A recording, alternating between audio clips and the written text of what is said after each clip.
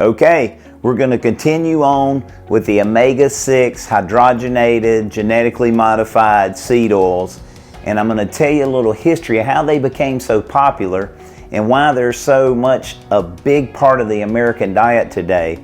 Now, we've talked about some of the dangers and we've talked about the reasons we want to avoid them. And remember, the number one thing is they are super inflammatory and they create massive amounts of inflammation, and inflammation is a component of almost every major disease we think of today. But a lot of people will ask me, well, how can that be when you go to the grocery store and the vast majority of cooking oil is soybean, canola, corn, grapeseed, cottonseed? You know, it is the massive amount, in almost every major medical organization tells us that these are what we need to use. Well, I'm going to try to help answer that in today's video. So, in the late 1800s and early 1900s, cottonseed oil and these industrial oils were used as lighting. That's how people would light their lamps, and that's how people would be able to see. And then oil was discovered in Pennsylvania, and the cottonseed oil use for lighting went away. It was then labeled as a toxic waste. Well, let's see if these two names mean anything. Procter & Gamble.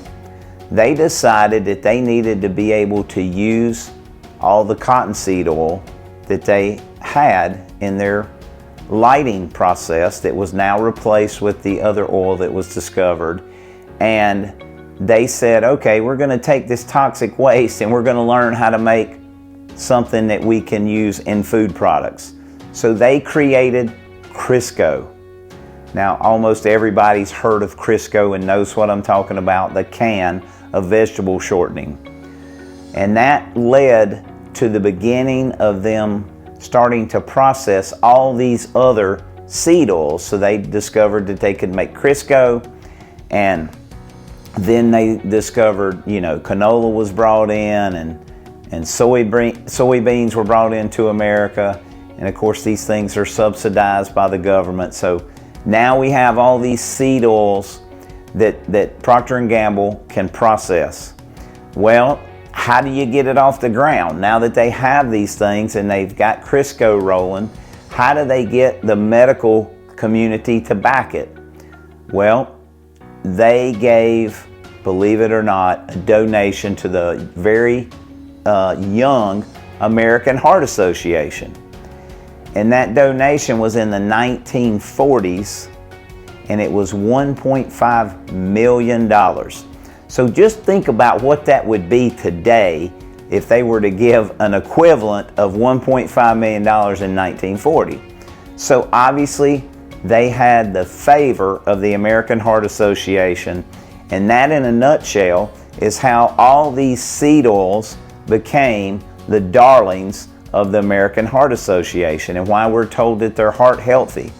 Then you top on that Ancel Keys 7-country study that said that we needed to get saturated fat like butter and lard and those things out of our diet, and we needed to use industrial seed oils because it would lower cholesterol. Well, that study has been found to be faulty, but at the time it was accepted as the facts.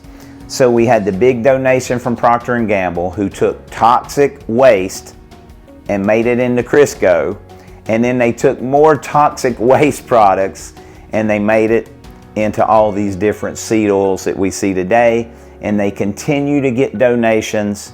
I've already talked about the American Heart Association got a big donation from the soybean industry several years ago.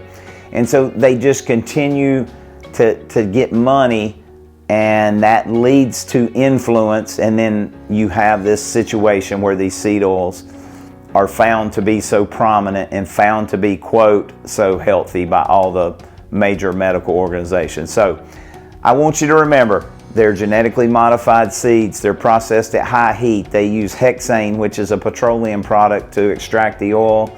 Then they have to deodorize them. Then they have to color them. And then they have to add other chemicals to make them taste decent. They are toxic. Let's avoid them at all costs. And let's remember that we need to eat good, healthy fats and not fats that are genetically modified that create massive inflammation and create issues in our health. So I hope that this clarifies how this kind of come about with that $1.5 million donation and with Procter & Gamble's ingenuity to find out how to use what was now considered toxic waste and be able to process it and make money. So that's the story of how this all come about.